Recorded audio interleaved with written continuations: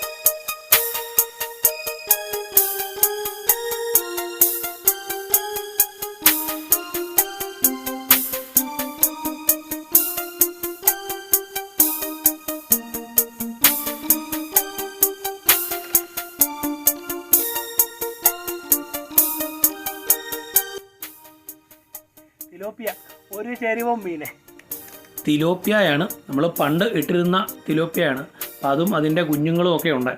അപ്പം നമുക്ക് ആദ്യം ഇത് വലുതും ചെറുതുമായിട്ടൊന്ന് തരംതിരിക്കാം. അതിന് ശേഷം ഫൈനൽ പരിപാടിയിലേക്ക് കടക്കുകയാണ്.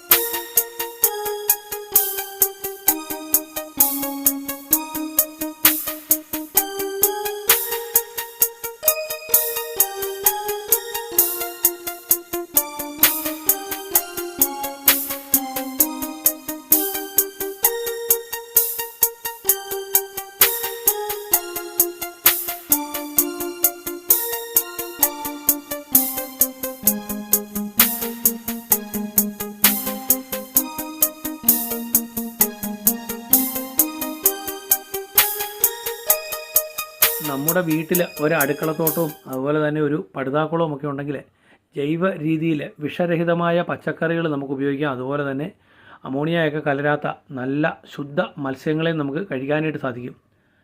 അടുത്തൊരു വീഡിയോയിൽ നമുക്ക് വീണ്ടും കാണാം.